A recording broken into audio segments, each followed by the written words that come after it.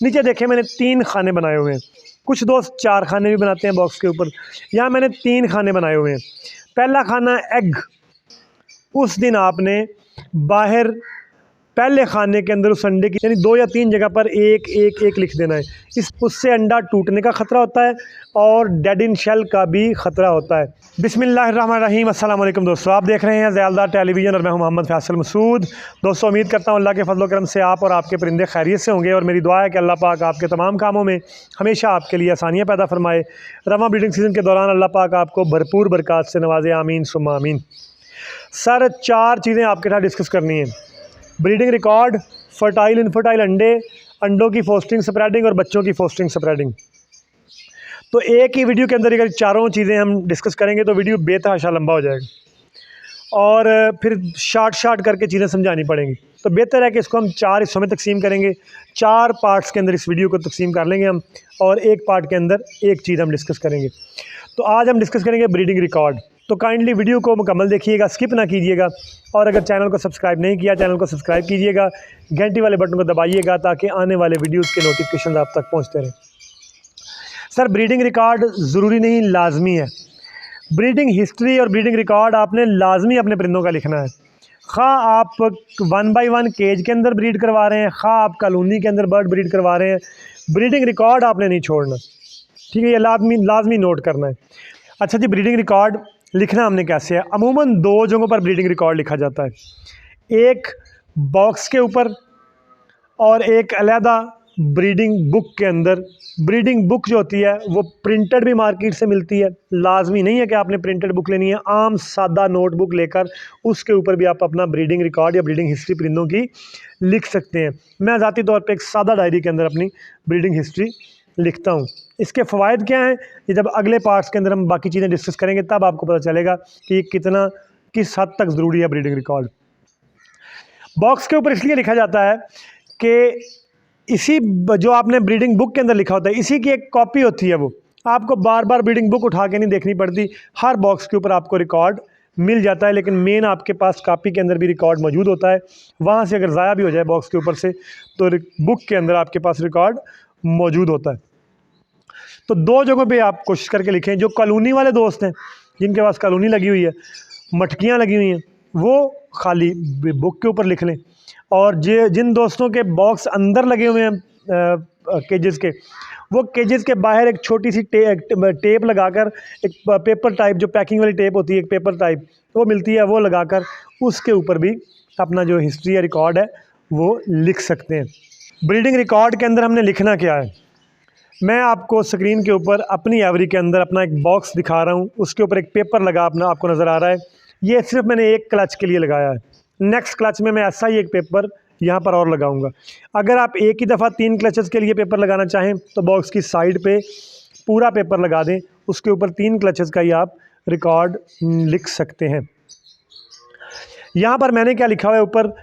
Clutch 2023-24 first clutch میں اس کے پیچھے پینسل سے لکھ دوں گا، اور نیچے لکھا ہوا ہے برڈ ڈیٹیل کہ پرندے کون سے ہیں، یعنی میل کون سا ہے، البائنو ریڈ آئی کا میل ہے، اس کی رنگ نمبر کیا ہے، اور فیمیل کون سی ہے، البائنو بلیک سپلٹ ریڈ کی ہے مثال کے طور پہ، اور اس کا یہ رنگ نمبر ہے۔ اس طرح سے یہ آپشنل چیز ہے، باکس کے اوپر یہ نہ بھی لکھیں گے تو کوئی بات نہیں، لیکن جب آپ نے بریڈنگ بک کے اندر لکھنا ہے وہاں پر آپ نے یہ چیز، وہاں پر آپشنل نہیں ہے، وہاں پر یہ چیز لازمی لکھنی ہے کہ کیج نمبر یہ ہے، اس کے اندر یہ والا میرا میل ہے، یہ اس کا رنگ نمبر ہے، یہ والی فیمیل ہے، یہ اس کا رنگ نمبر ہے۔ بک کے اندر یہ پورا لکھنا ہے۔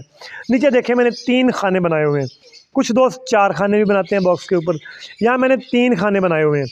پہلا خانہ ایگ، جب پہلا انڈا آئے گا میں پہلے خانے کے اندر لکھ دوں گا کہ یہ اس کی تاریخ ہے جس کو انڈا آیا، جب دوسرا انڈا آئے گا دوسرے خانے میں لکھ دوں گا، پھر تیسرے میں، پھر چوتھے میں، اس طرح سے 7 خانے ہیں یہاں پر۔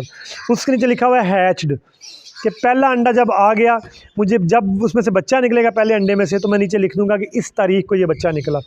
اس کے نیچے ہے فوسٹر ٹو یا فوسٹر فرام، کہ اگر یہ انڈا فوسٹر ہوا تو کون سے باکس میں گیا، یہاں باکس نمبر لکھ دوں گا، اور اگر اس باکس کے اندر انڈا آیا تو کون سے باکس سے آیا، تو یہ میں لکھ دوں گا کہ فوسٹر فرام فلاں باکس سے یہاں انڈا آیا۔ نیچے ایک لائن میں نے لگائی ہوئی ہے نوٹ کی کئی دفعہ ایسی چیزیں ہوتی ہیں جو بندہ وقتی طور پہ نوٹ کرنی پڑتی ہیں، تو یہاں پر میں نے یہ آپشنل ایک لائن لگا دی ہے کہ وہاں بندہ پھر یادداشت کئی چیزیں یاد نہیں رہتی ہیں تو یہاں پر بندہ نوٹ کر سکتا ہے۔ اسی طرح سے سیم آپ نے بریڈنگ بک کے اندر بھی ایک اسکیچ بنا لینا ہے، وہاں پر آپ نے ایک اضافہ کرنا ہے، وہاں پر ایک خانہ آپ نے رنگ کا بھی بنانا ہے کہ جب پہلا بچہ انڈا کب آیا، بچہ کب نکلا، اور اس بچے کو آپ نے کون سا نمبر رنگ پہنایا۔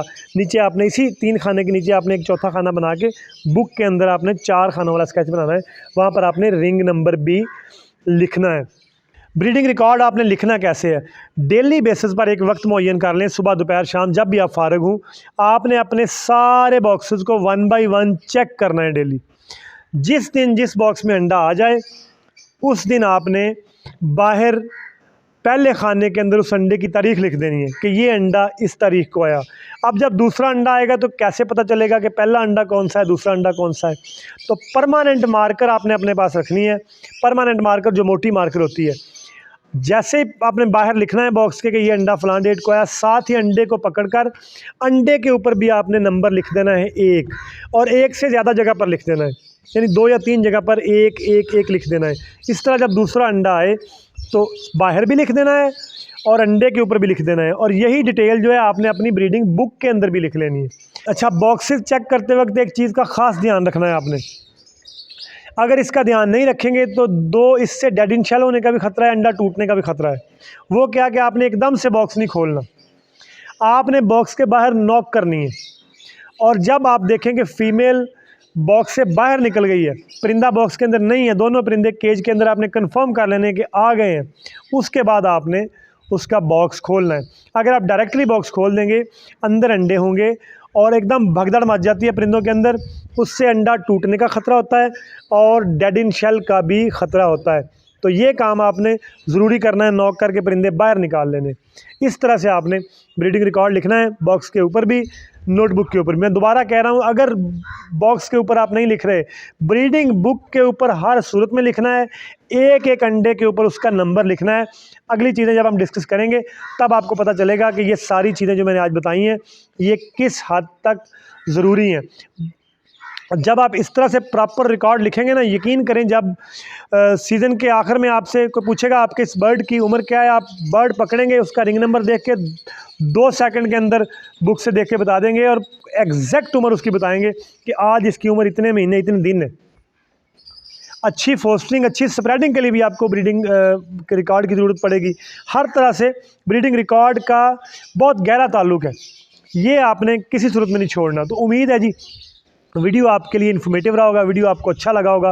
ویڈیو اگر آپ کو اچھا لگا ہے ویڈیو کو لائک کیجیے گا، ویڈیو کو شیئر کیجیے گا، اور اگر چینل کو سبسکرائب نہیں کیا چینل کو سبسکرائب کیجیے گا، گھنٹی والے بٹن کو دبائیے گا تاکہ آنے والے ویڈیوز کی نوٹیفیکیشن آپ تک پہنچتے رہیں۔